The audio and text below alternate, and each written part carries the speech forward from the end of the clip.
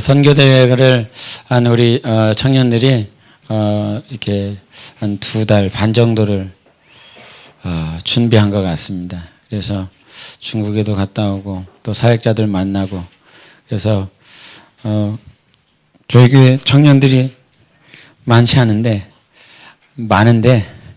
그 많은 청년들이 또 이렇게 중심이 되어서 준비를 했습니다. 그래서 간증을 또 우리 청년이 저희 교회 우리 간사가 또 간증을 하고 또 우리 스킷 드라마 준비하면서 또 하고요. 찬양 가운데 또 이렇게 귀하게 사용받습니다. 그래서 여러분들이 함께 기도해 주시고 또 물질로 동역해 주시고 또 같이 참가하셔서 많은 힘이 되어 주시고 무엇보다 여러분들이 선교에 대한 것들을 통해서 하나님의 일하심과 또 여러분이 하나님께 어떠한 노크를 받을지 감동을 받을지 기대하시면서 참여하는 시간이 되시기를 예수 이름으로 축원합니다. 오늘 하나님의 말씀을 같이 보시겠습니다. 사도행전 2장 29절부터 36절까지입니다. 사도행전 2장 29절부터 36절까지를 우리 교독하도록 하시겠습니다. 형제들아, 내가 조상 다윗에 대하여 담대히 말할 수 있느니 다윗이 죽어 장사되어 그 묘가 오늘까지 우리 중에 있도다.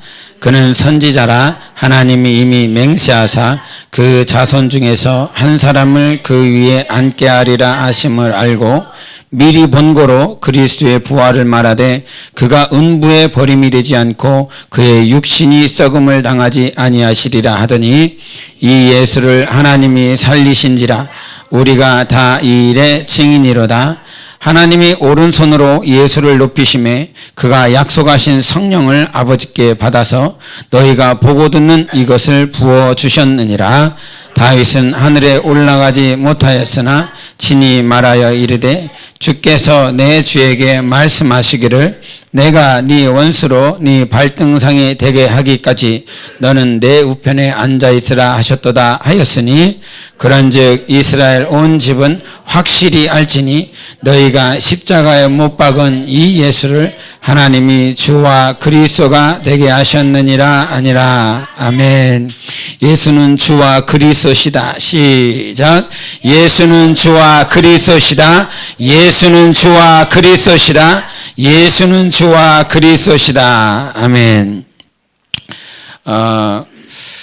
우리가 예수 그리스도를 아는 것 같습니다.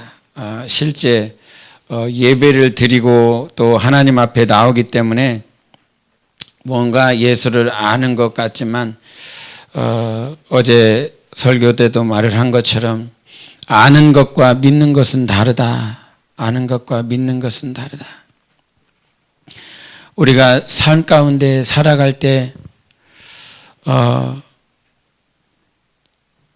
마음들이 참 많이 무너져 있을 때가 있습니다. 근데 이 무너진 마음들을 스스로 일으켜 세워보려고 회복하려고 이렇게 할 때가 있습니다. 그래서 억지로라도 이렇게 할 때가 있어요. 어떤 문화생활을 통해서 내 마음을 새롭게 하고 싶을 때도 있고 친구를 만나서 교제하면서 내 마음을 새롭게 하고 싶을 때도 있고 여러 가지 다양한 방법을 통해서 이 굳어진 마음들 또 어려운 내 마음들을 일으켜 세워보기 위해서 참 많이 할 때가 있었고 또 저 역시도 그런 시간들이 참 많이 있었습니다.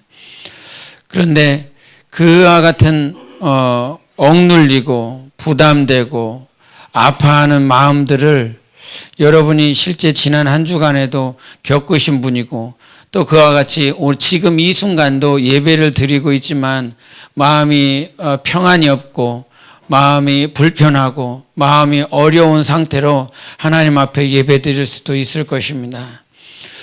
그런 우리들의 마음들이 참 많이 있는데 그런 마음들을 여러분은 어떻게 해결하십니까?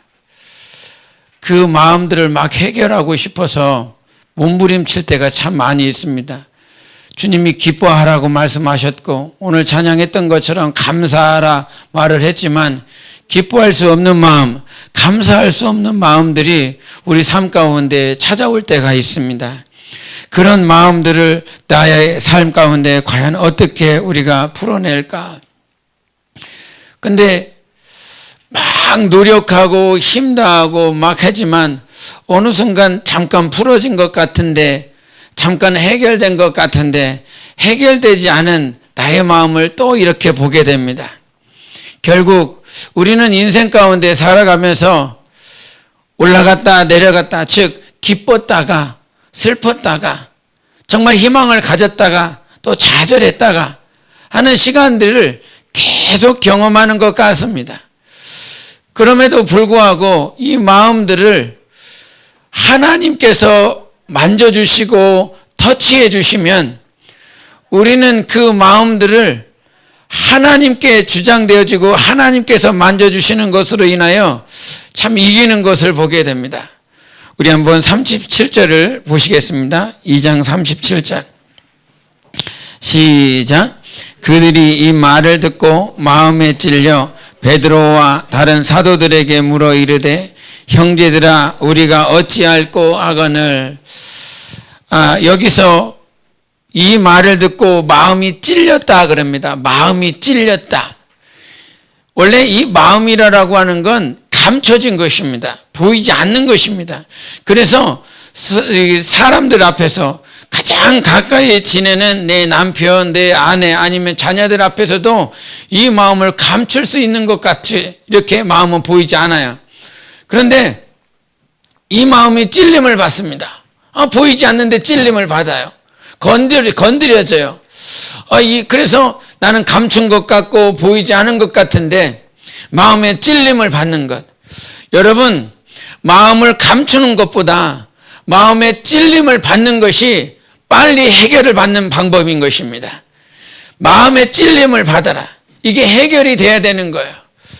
우리가 아픈 것이 때로는 잘못된 것 같고 이렇게 이거 왜 아프지라고 염려가 될 수 있지만 오히려 아픈 것들이 내가 질병을 가지고 있다라고 하는 것이 훤히 드러났을 때 치료를 받기 위하여 병원을 가든 약을 먹든 그와 같은 길을 찾습니다.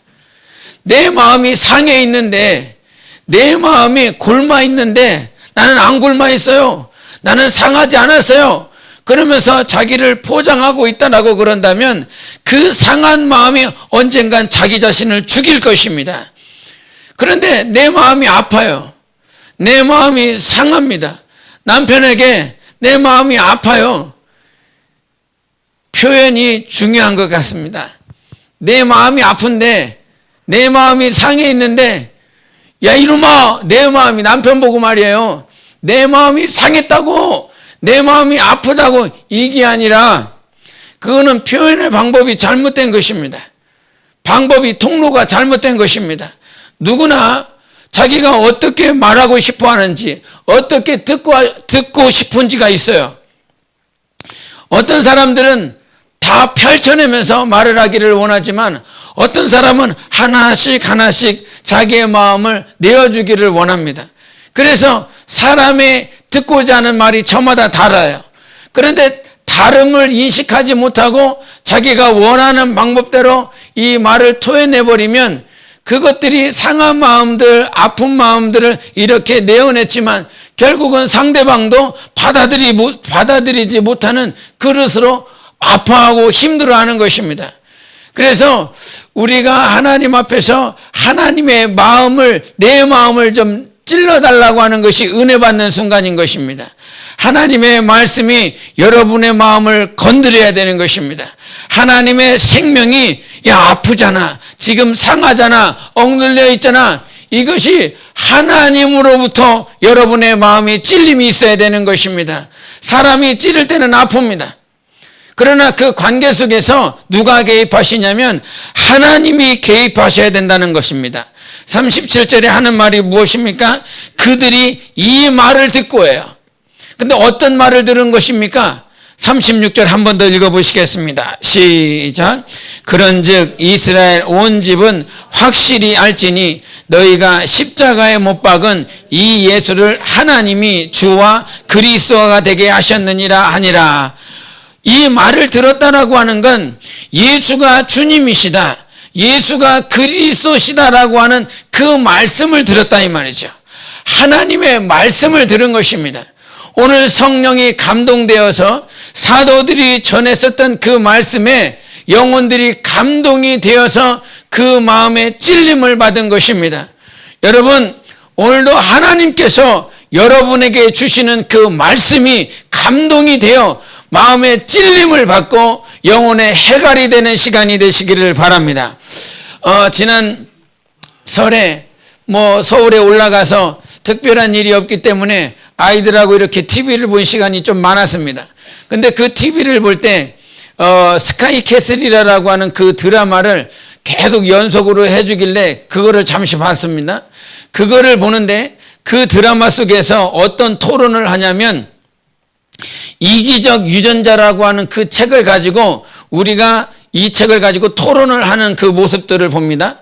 그런데 그 책을 읽고 나서 토론을 하면서 자기가 주장을 하는데 그 배우 가운데 하나가 어떤 얘기를 하냐면 유전자 보존과 다음 세대를 위해 이기적인 태도가 존재합니다. 전 정말로 인간에 대한 통찰력의 깊은 감명을 받았습니다. 이 책의 저자에 대해서 통찰력이 있다라고 말을 한 것입니다. 그러면서 항상 1등 아니면 의미가 없다고 생각했었는데 이 책을 읽고 제 생각이 옳다는 것을 알게 되었습니다. 저 역시 부모님으로부터 아주 훌륭한 유전자를 물려받았습니다. 이런 얘기를 하는 것을 들었습니다. 1등 아니면 무의미하다, 1등만 해야 된다라고 하는 생각을 가지고 있었는데 이 책의 이기적인 유전자, 즉 1등 할 수밖에 없는 유전자를 부모님으로부터 유전을 받았다. 그래서 나는 항상 1등을 해야 된다. 이 책의 말이 옳다. 이 저자의 주장이 옳다. 그런데 저자는 그 얘기 하려고 했었던 것이 아닙니다. 이기적인 유전자를 가지고 있었다. 그래서 1등 해야 된다라고 하는 말이 아니었다 이 말이죠. 여러분은 그 배우가 하는 그 말을 통해서 항상 1등 아니면 의미가 없다라고 생각한다라고 하는 이 말에 여러분은 분명히 반감을 가질 것입니다. 그 의견, 그 주장은 옳지 않다라고 말할 것입니다. 지난 주간도 그랬고 지난 주간에도 5.18과 관련돼서 국회의원들이 막 여러 말 하는 소리를 들었습니다. 그래서 그 사람들이 하는 말 가운데 하나가 무엇이냐면 5.18이라고 하는 이 5.18 문제만큼은 우파가 물러날 수 없다. 우파 좌파 얘기할 때 보수 세력에 대해서 말을 했습니다. 논리적으로 5.18이 북한군이 개입한 폭동이었다는 것을 밝혀내야 된다. 이런 말을 했고 또 다른 하나는 종북 좌파들이 5.18 유공자라는 이상한 괴물 집단을 만들었다. 이런 얘기를 했습니다. 그런데 이 얘기를 배우지 못한 지식이 없는 그냥 일반 시민들이 얘기한 것이 아니라 지금 정치 지도자고 우리나라라고 하는 대한민국을 이끌어 나가고 하는 정치 지도자들의 입에서 이와 같이 얘기를 했습니다. 이 5.18이라고 하는 것은 북한군이 개입되었다. 이거는 어떤 민주화 혁명이 아니라 폭동이다라고 표현을 했고 이것은 이 5.18 어떤 민주화에 대한 그 어떤 그들의 공로자들이 괴물이다 이렇게 표현을 했습니다. 지도자들이 그랬습니다. 이 얘기를 듣고 시민들이 일어나고 있고 시민들이 그들을 향해서 정말 대적하는 표현들을 하고 있습니다. 이 얘기를 들으며 나는 무슨 생각을 가지고 있는가? 5.18이 뭔지를 모르면 무슨 얘기를 해야 될지 어떤 주장인지 알지 못하겠지만 이 5.18이라고 하는 것은 신군부가 드러냈을 때 집권하려고 그랬을 때 불법과 불합리적인 행동들을 했습니다. 그러므로 시민들이 그 불법에 대해서 항거하고 일어난 것이 5.18인데 그런 주장을 하여서 일어나는 것이 시민의 민주화 혁명이었는데 지금 과거를 이렇게 법원에서 이거는 민주화 혁명이었다라고 말을 합니다. 폭동이 아니었다라고 그렇게 표현을 하고 있는데 법원에서 그와 같이 판결을 내렸지요. 그럼에도 불구하고 이 국회의원이라고 하는 사람들, 정치 지도자라고 하는 사람들이 그와 같이 말을 하고 있습니다. 과연 무엇이 잘못되었는가? 그러면서 그들은, 저는 정치 얘기를 하고자 하는 것이 아닙니다. 이 정치 얘기를 꺼내고자 하는 것이 과연 그들의 이게 기준이 무엇이냐라고 하는 것이에요. 하나님은 우리에게 기준을 주셨습니다. 그래서 기준을 모른다고 한다면 어느 순간 나도 이 정치 지도자들처럼, 아니면 그 책을 읽고 나서 항상 1등을 해야 됩니다라고 고백하는 그 배우의 삶처럼 나도 그렇게 흘러갈 수 있다라고 하는 거예요. 하나님은 우리에게 기준을 주셨습니다.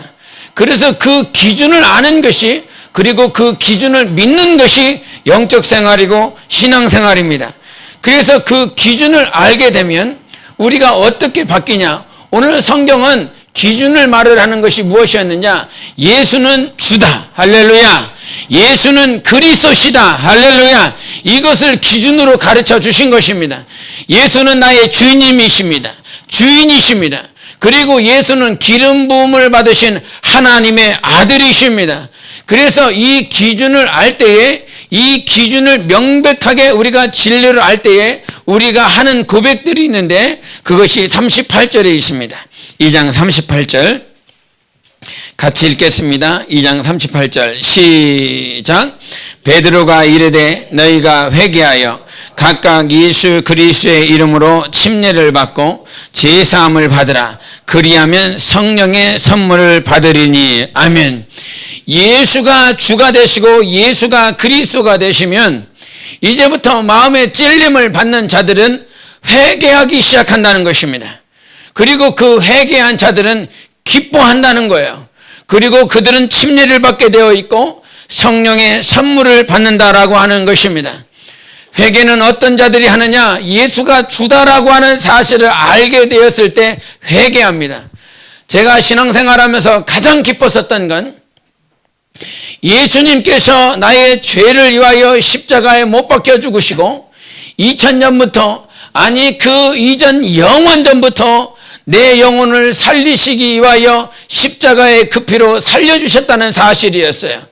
그리고 회개하였고 그 회개의 기쁨으로 말미암아 내 영혼이 살아났습니다.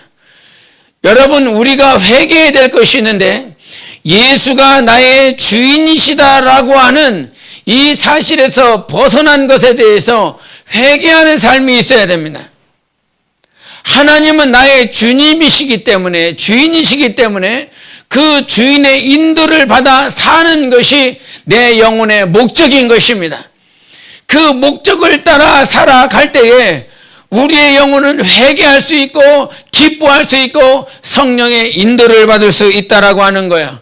그래서 침례를 받는 이유도, 나의 하나님이 주인이시구나, 내가 이제 주인이 원하시는 대로 살아야 되겠다라고 하는 것이 침례예요. 여러분, 침례 받으셨습니까? 침례 받으셨습니까? 침례를 받았다라고 하는 건 내가 주님의 뜻대로 살겠다라고 하는 것입니다. 주님의 뜻대로 살자. 우리 세 번만 하시겠습니다. 시작. 주님의 뜻대로 살자. 주님의 뜻대로 살자. 주님의 뜻대로 살자. 아멘. 그래서 예수께서 죽으시고 부활하심으로 말미암아 이 회개의 기쁨과 이 정죄받지 않는 그 진리 가운데 살아갈 수 있도록 우리를 이미 선포해 주셨어요. 우리에 대해서. 우리가 과연 어떤 자들인가? 우리 한번 갈라디아서를 보시겠습니다. 갈라디아서 5장 1절을 보시겠습니다.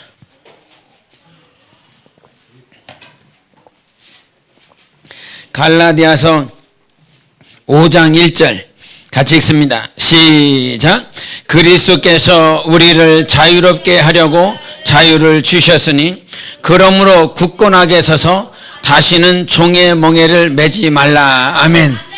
예수께서 주가 되시고 예수께서 그리스도가 되심으로 우리를 회개하게 하시고 침례받게 하시고 성령으로 선물을 받게 하셔서 선포해 주신 것이 무엇이냐면 너는 자유함을 얻었다는 것입니다. 너 자유함을 얻었다. 너는 자유하다라고 하는 거예요. 로마서 8장 21절, 이거는 제가 읽어드립니다.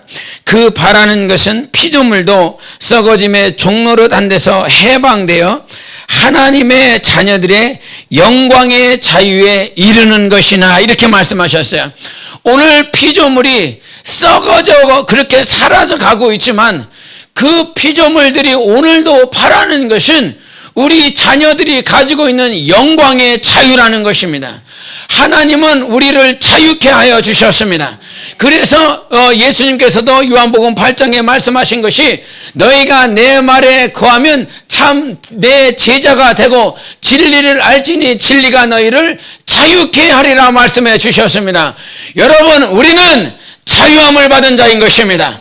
정말 하나님께서 그렇게 주가 되시기를 원하셨고 그리스도가 되시기를 원하셨던 건 너희들을 자유하게 만들고 싶었던 것이었어요.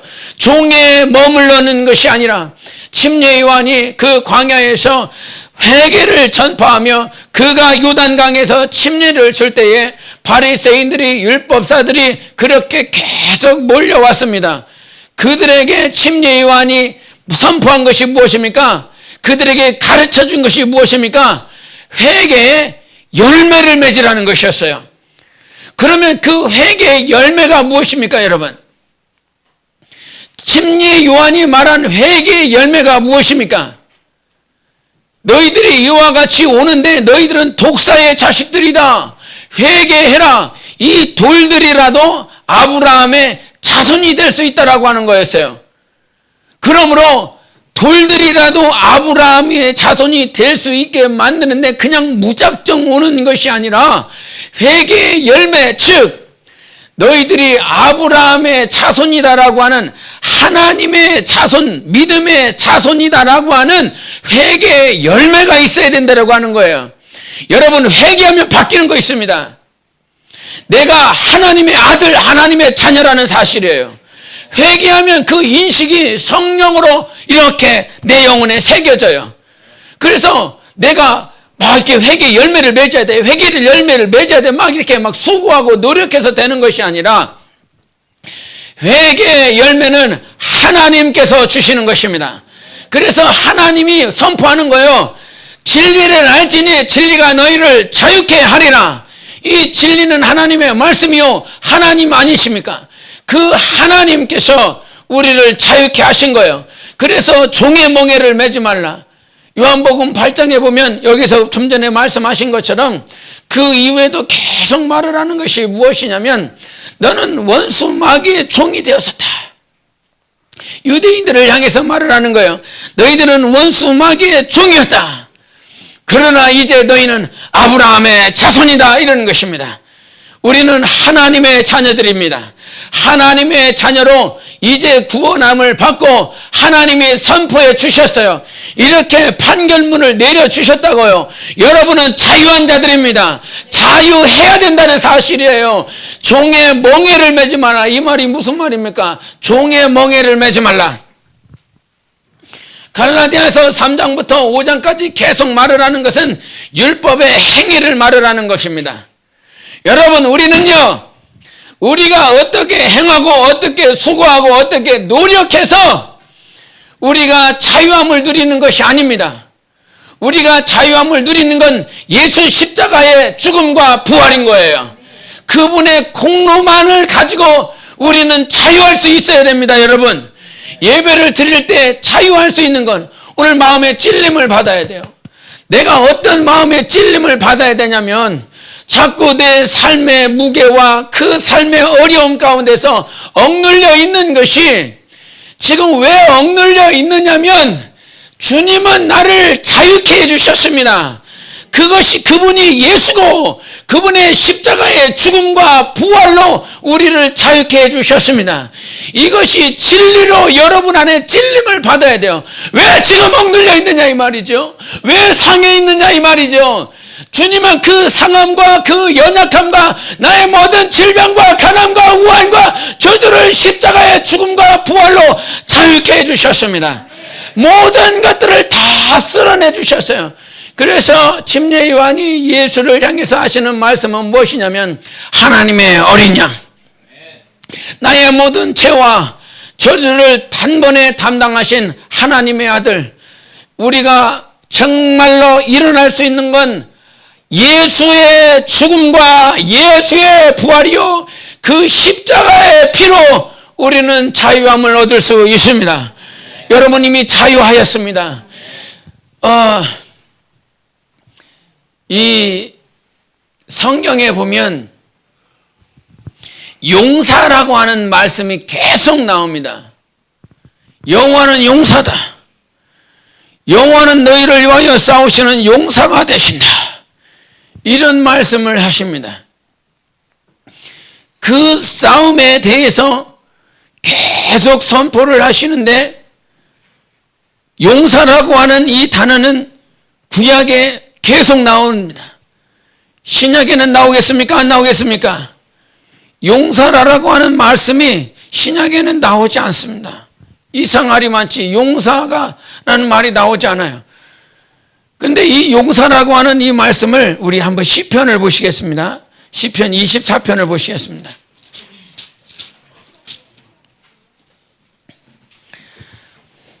시편 24편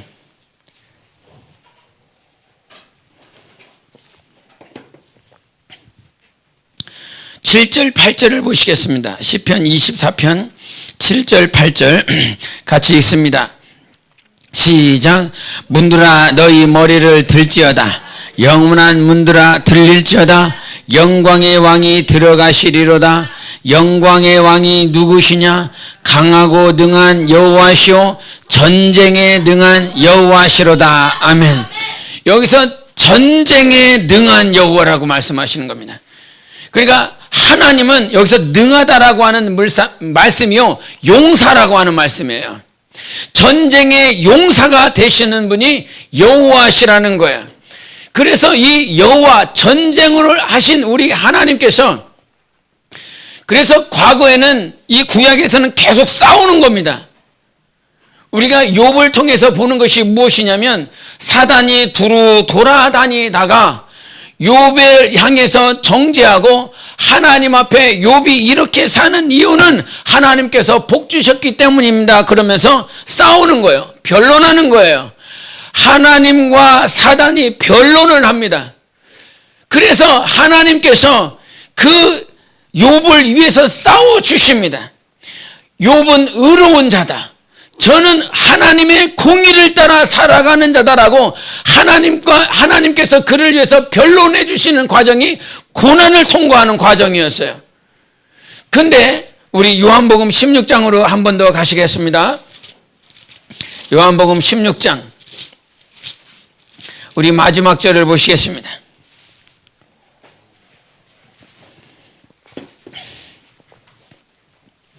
요한복음 16장 33절을 같이 보시겠습니다. 시작. 이것을 너희에게 이르는 것은 너희로 내 안에 평안을 누리게 하려 함이라. 세상에서는 너희가 환난을 당하나 담대하라. 내가 세상을 이기었노라. 아멘. 그러면서 이 구약에서는 하나님께서 용사가 되어셔서 우리를 위해서 싸워주십니다. 그리고 싸워주셨습니다. 그런데 예수께서 2000년 전에 오셔서 뭐라 말씀하십니까? 세상에서는 너희가 환난을 당하나 담대하라. 내가 세상을 이겼다라고 말씀을 하시는 것입니다. 하나님께서 우리를 위해서 이미 싸우셨고 이겨주신 것입니다. 그래서 그 이겨주심으로 말미암아 우리는 승리의 길을 가는 것이고 그 하나님께서 이겨주셨기 때문에 우리에게 선포해 주신 거예요. 너 이제 종이 아니다. 너 이제 노예가 아니다. 너는 하나님의 자녀고 그 진리로 말미암아 자유해라. 이렇게 선포해 주신 것입니다. 왜? 다 이겨주셨으니까. 이길 싸움을 이미 우리에게 말씀을 해 주신 것입니다. 그래서 초대교회에 강력하게 있는 것은 무엇이냐면 회개에 대한 기쁨이에요. 그리고 그것으로 말미암아 침례를 받고 성령의 인도를 받는 것이 초대교회에 있습니다. 그래서 교회가 교회다워야 되면 싸워야 될 때 첫 번째 중요한 것이 무엇이냐면 회개의 능력인 거예요. 예수님은 나의 주님이시다. 예수님은 나의 그리스도가 되신다. 그분이 나를 해방시켜 주셨다. 이것 때문에 회개하는 것입니다. 나의 억눌리고 내가 힘들고 내가 어렵고 하나님의 뜻대로 살지 못한 것, 그것 때문에 회개하는 것은 구약의 모습인 거예요. 정말 하나님을 더욱더 사랑합니다. 이것이 회개가 돼야 돼요. 하나님을 더욱더 순종합니다. 이것이 회개가 돼야 되는 거예요. 예수가 나의 주가 되시고 예수가 나의 하나님이십니다 라고 하는 것 때문에 회개가 돼야 되는 것입니다. 이것이 초대교회에 있어야 될 것이고 우리가 가지고 있어야 될 회개의 능력인 것입니다. 항상 회개하십시오. 항상 회개하는 기쁨이 있어야 되는 것입니다. 그리고 우리가 가져야 될 것이, 우리 한 번 더 우리 사도행전으로 돌아가셔서 2장을 보시겠습니다. 사도행전 2장. 우리 45절과 46절을 보시겠습니다.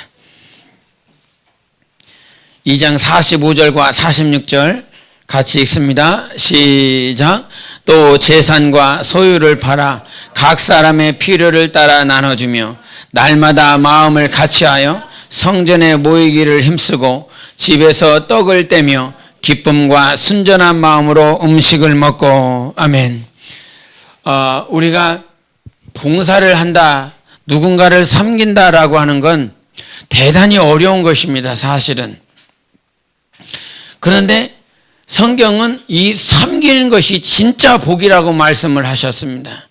예수께서 이 땅에 오셔서 마태복음 20장 28절에도 말씀하신 것처럼 나는 섬김을 받으려 함이 아니라 나는 섬기러 왔다 그랬습니다.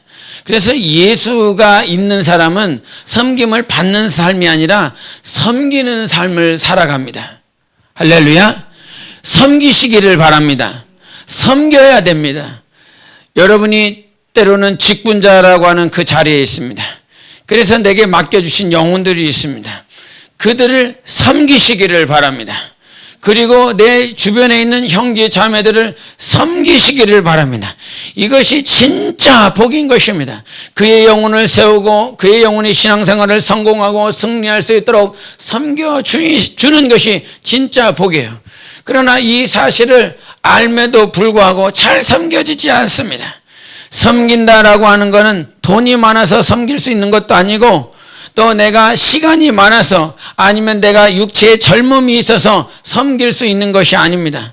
섬길 수 있는 건 하나님께서 그 마음을 다스려 주셔야 섬길 수 있습니다. 선교사들이 선교하러 나가면서 그 가난한 지역에 있는 영혼들을 보면서 막 웁니다. 자기가 가지고 있는 물질을 후원받는 그것들을 자기도 제대로 먹지 못하면서 정말 하루의 일과를 끝내서 이렇게 자기 집에 귀가하여 그냥 밥 한 숟갈 떠먹고 그냥 그 하루의 삶을 마감합니다.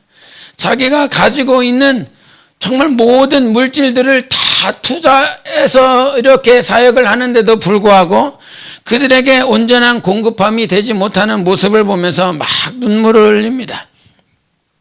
그것은 돈으로 하는 것이 아닙니다.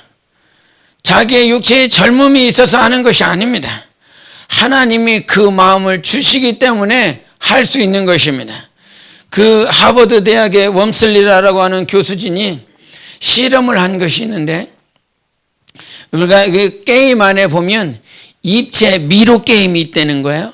그 입체 미로 게임이 있는데 그 입체 미로 게임을 처음부터 끝까지 성공하느냐에 따라서 보수를 줬는데 그 세 부류를 나누어서 이렇게 보수를 줬는데 하나는 상당한 일정액을 미리 주고 그 처음부터 끝까지 이렇게 통과하는데 통과하지 못하여 실패를 하면 그 일정액에서 깎아 내려가는 보수를 줬다라고 그러고 두 번째 부류는 성공할 때마다 그 보수를 일정액을 계속 줬다라고 하는 것입니다. 그리고 세 번째 부류는 아예 그 보수를 주지 않았대요. 그래서 성공을 하든 실패를 하든 여러분 생각에는 어떤 부류가 가장 이렇게 성공률이 높았을 것 같습니까? 맨 처음부터 상당한 일정액을 준 부류, 두 번째는 성공할 때마다 계속 조금의 일정한 금액을 준 부류, 세 번째는 그냥 성공하든 성공하지 않든 내버려둔 그 부류. 몇 번째 부류가 가장 성공률이 높았겠습니까? 말하기 싫으시죠? 두 번째 부류가 그랬답니다. 첫 번째 부류는 두 번째 부류와 다르게 많은 금액을 이미 줬는데 그것을 깎아 내려갔다는 거야. 그래서 맨 처음에는 좋게 시작했지만 계속 보수가 깎여지니까 그것을 벌로 인식을 하더라는 거야. 그래서 시간이 가면 갈수록 성공률이 늦어지는 거. 그래서 교회 학교 선생님들이 유념을 해야 될 게 달란트를 하다 보면 달란트를 막 이렇게 주다가 너 똑바로 찬양 안 해? 떼 달란트. 또 줬다가 올라 예배를 똑바로 안 해? 또 떼. 그러면 애들은 그 첫 번째 부류가 된다는 거예요. 첫 번째 부류가. 오히려 성공할 때마다 정말 뭔가 잘할 때마다 이렇게 칭찬을 해주는 달란트를 계속 주는 것이 아이들에게 더 예배를 잘 드릴 수 있도록 인도하는 과정이라는 거야. 그래서 한국 교육에 대한 인식들도 또 그렇게 얘기를 하더라고요. 그런 실험을 통해서.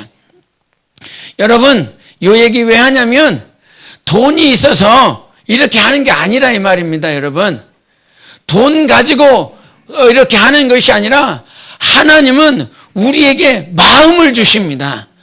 예수께서 이 땅에 오셔서 십자가에서 죽으시리라, 그리고 부활하리라, 저들을 위해서 내 삶을 다 드리라, 하나님 아버지의 마음이 그에게 있으셨습니다.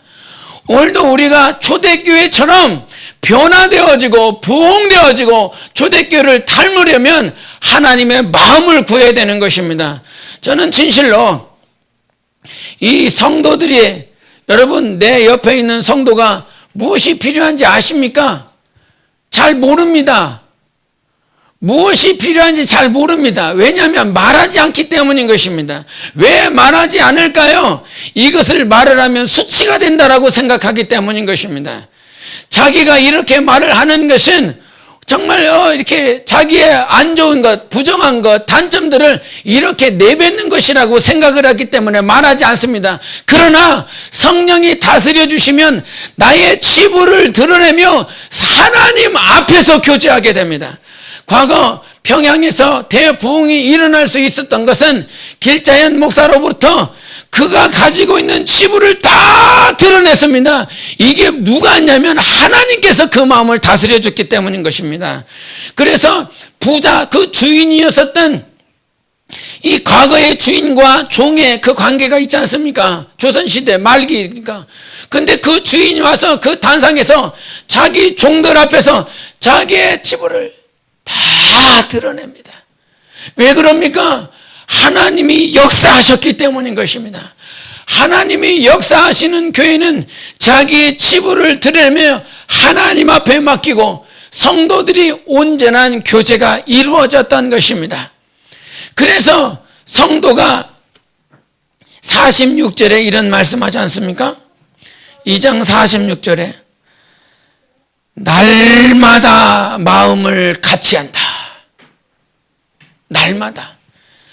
아까 37절에는 이 말을 듣고 마음에 찔림을 받는다. 그리고 46절에는 날마다 마음을 같이 한다. 마음을 같이 할 수 있는 이런 표현이 맞지 않는 것 같지만 마음을 같이 하는 가족이 있으십니까? 내 마음을 나눌 수 있는 가족이 있습니까? 그런 가족은 원만한 가족일 것입니다. 하나님은 왜 교회를 교회되게 하셨습니까? 나 혼자 그냥 신앙생활 하면 되지. 왜 교회라고 하는 교회, 에클레시아라고 그래서 불러 모으게 하셨습니까? 왜 모으십니까? 그냥 각 개인을 불러서 그 자리에 두시면 되지 왜 모으십니까? 성경은 머리부터 발끝까지 모든 것들이 하나님의 생명과 하나님의 그 마음이 다 흐르는 것이 교회입니다. 가족은 무엇입니까? 아버지로부터 정말 자기 자손에 이르기까지 온 마음이 하나 되는 것이 가족이지요. 교회를 그래서 가족이라 하는 것입니다. 가족에게 병이 생기면 그 날마다 마음을 같이 하지 못합니다. 그러나 가족이 되면, 교회가 되면 날마다 마음을 같이 하게 되어 있습니다. 이것이 어디에 있었냐면 초대교회에 있었다는 것입니다. 그 교회가 뭐가 잘나서 자꾸 초대교회 하느냐 이렇게 말을 하지만, 우리가 초대교회가 되어야 된다라고 하는 건 하나님께서 다스려 주셨기 때문인 것입니다. 우리가 교회가 되어야 된다라고 하는 건 지금 그 교회가 마치 사기업처럼, 목회자의 것처럼, 아니면 어떤 특정한 헌금 많이 하는 사람의 것으로 이렇게 치부되어져 있습니다. 그러나 교회가 되어야 되는 건 하나님이 다스려 줘야 되는 것이 교회인 것이고, 하나님께서 운행하고 하나님께서 그 하나님의 마음을 우리에게 주실 때 진정한 교회가 될 수 있습니다. 여러분, 우리는 교회가 되어야 됩니다.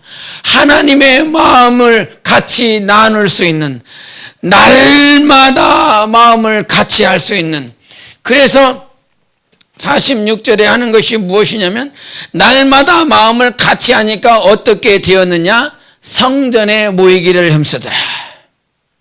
교회에 모이기 힘쓰더라는 거예요. 그 마음을 나눌 수 있으니까요. 아무리 교회가 있지만 마음을 나누지 못한다고 한다면 오기 싫을 것입니다. 성전이 아니라 정말 어딘가 모르게 감옥 같은 곳에 나아가는 많은 부담과 어려움이 있을 것입니다. 마음을 같이 하면 성전에 모이게 되고, 그 다음에 집에서 떡을 뗀다는 거야. 떡을 뗀다라고 하는 것은 먹고 마시는 것이지요.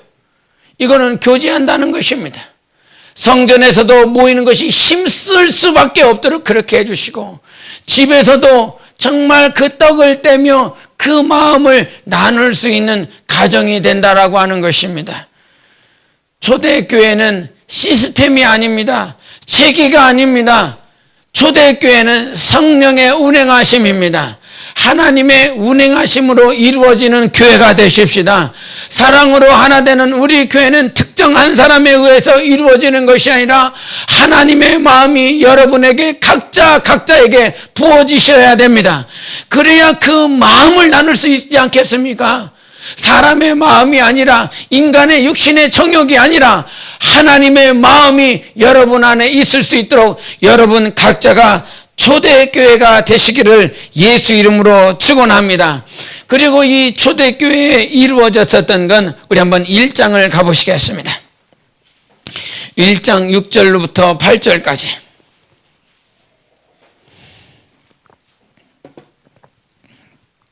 우리 한번 다 같이 읽겠습니다. 시작. 그들이 모였을 때에 예수께 여쭈어 이르되, 주께서 이스라엘 나라를 회복하심이 이때니까 하니, 이르시되 때와 시기는 아버지께서 자기의 권한에 두셨으니 너희가 알 바 아니요 오직 성령이 너희에게 임하시면 너희가 권능을 받고 예루살렘과 온 유대와 사마리아와 땅끝까지 이르러 내 증인이 되리라 하시니라. 아멘. 여기서 제자들의 관심은 이스라엘의 회복이었습니다. 언제 이스라엘이 회복되겠습니까? 그런데 예수님은 뭐라고 말씀하시냐면, 그 때와 시기는 아버지께 있다, 이런 말씀을 하십니다. 그러면서 하시는 말씀이, 그거는 아버지의 권한에 있는 거야. 마태복음 24장에 보면 마지막 때에 어떤 일이 벌어지겠습니까? 제자들이 묻습니다. 그러면서 예수님께서 기근과 지진과 전염병과 많은 환란이 있을 것에 대해서 말씀을 하여 주십니다. 그 마지막 때에 어떤 일이 벌어질 것이다라고 하는 것을 너희들이 몰라야 돼. 이게 아니었어요. 제자들이 물으니까 예수님께서 가르쳐 주셨어요. 그런데 그 일어날 것에 대한 것들은 알아야 됩니다. 그러나 때와 시간, 그래서 말세의 마지막 때, 이 말세구나, 마지막 때구나 그러면서 이 어떤 시기에 대해서, 종말에 대해서 관심을 가지라는 말이 아닙니다. 그 때와 시기는 하나님께 맡겨. 여러분의, 우리는 종말 가운데 살아가고 있습니다, 여러분. 말세를 살아가고 있습니다. 그 삶의 시기와 때들은 다 하나님께 맡기고 너희들이 각성해야 되고 너희들이 바라봐야 될 것은 증인의 삶을 살라는 것입니다. 자꾸 종말에 관심을 갖고 마지막 때에 관심을 갖고 지진, 어떤 기근, 어떤 전염병 이거는 있을 거를 아는 거 아닙니까? 마지막 때 이런 일이 있어요. 그러나 그것에 대해서 초점을 맞추는 것이 아니라 복음의 증인이 되는 삶을 살아라 하고 하는 것이 하나님께서 가르쳐 주신 거예요. 마지막 때의 관심은, 종말을 살아가는 관심은 베리칩도 아니고 제3성전도 아니고 그런 것이 아니라 우리가 포커스를 맞추며 살아가야 될 것은 복음의 증인이 되는 삶을 살아가라 하는 것입니다. 오늘 대표기도 때도 했지만 오늘은 17일과 24일 주간에는 우리가 또 나가서 복음을 전하는 그런 시간들을 가질 것입니다. 이것이 교회에서 이렇게 하자라고 해서 하는 그런 모습들이 아니라 여러분, 초대교회는 성령이 그 마음을 주셨다는 것입니다. 성령께서 복음을 증거해야지, 성령께서 예수 그리스도의 죽음과 부활을 나타내야지, 이것을 성령께서 주셨다는 거예요. 신명기 1장에 보면 이런 말씀이 있었어요. 이제 신명기라고 하는 건 출애굽 2세대들에게 하는 말 아닙니까? 그 2세대들이 향해서 가데스 바네 사건을 통해서 그 가나안 땅을 정탐하고 돌아와라. 갈렙과 여호수아는 하나님께서 함께 하시면 저들은 우리의 밥입니다, 이런 고백을 했어요. 하나님을 인정했습니다. 그러나 10명의 정탐꾼과 이스라엘 백성들은 하나님을 인정하지 않았습니다. 포도 한 송이가 얼마나 큰지 그 2명의 장정이 나무 막대기를 구하여 한 사람은 저쪽에서 한 사람은 이쪽에서 그 한 송이를 이렇게 어깨에 메고 가는 모습을 봤습니다. 아, 하나님께서 적과 꿀이 흐르는 땅으로 우리를 인도해 주셨구나. 아, 저는 그 성경 구절을 읽을 때마다 그 한 송이 한번 먹어보고 싶더라고요. 얼마 이렇게 가는 거니까요. 제가 선거 가서 축복받은 거, 거봉포도 먹은 거, 이거 큰 거 이렇게 먹는 거 얼마나 맛있던지 그 한 송이 먹어보고 싶더라고요. 그런데 2명의 정탐꾼이었었던 갈렙과 여호수아는 인정을 했어요. 그러나 나머지는 인정을 하지 않았어요. 그랬더니 하나님께서 너희들은 절대로 가나안 땅에 들어갈 수 없다. 이 광야에서 돌다 죽을 것이다. 하나님께서 그와 같이 선포해버리니까 이스라엘 백성과 정탐꾼이 다 안 되겠다. 하나님께서 그 전에 말씀하신 대로 우리가 그냥 들어가서 싸워버리자. 근데 하나님은 또 모세를 불러서 들어가지 말아라. 절대로 이길 수 없다.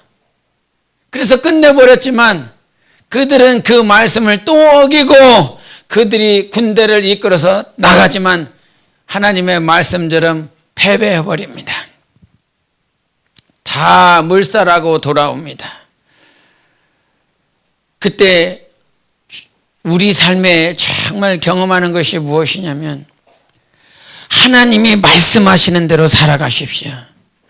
그리고 하나님이 말씀하신 곳에 있으십시오. 저 역시도 하나님 앞에 많은 것들을 기도하지만 이 목회는 하나님께서 목회하라고 하는 곳에서 목회해야 되는 것입니다. 선교도 하나님께서 선교하라는 곳에서 선교해야 됩니다. 직분 감당도 직분 감당하라는 곳에서 해야 됩니다. 찬양도 찬양하라고 하는 곳에서 찬양해야 됩니다. 전도도 전도하라는 곳에서 해야 되는 것입니다.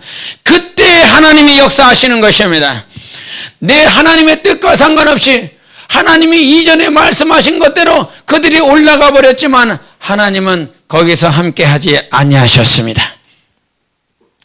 오늘 초대교회는 그 하나님의 뜻과 하나님의 말씀이 있었기 때문에 그 자리에서 복음 증거할 수 있는 능력이 있었고 성령의 역사가 있었던 것입니다.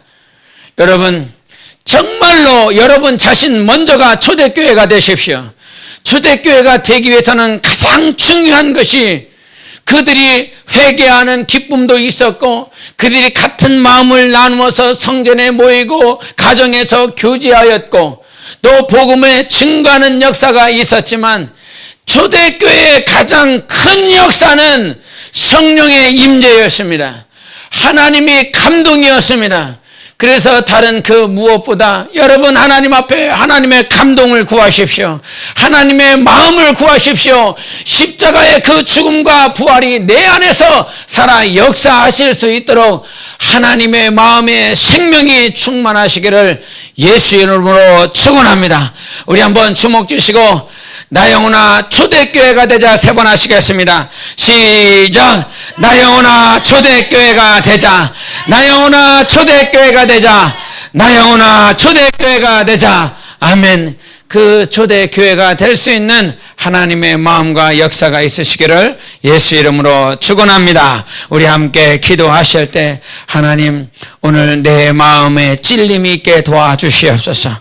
오늘도 하나님 날마다 그 마음을 같이 나눌 수 있도록 하나님의 마음을 주셔서 온전한 교회 하나님의 교회가 될 수 있도록 예수 그리스도의 교회가 각자 될 수 있도록 해달라고 우리 함께 예수의 외치고 기도하시겠습니다.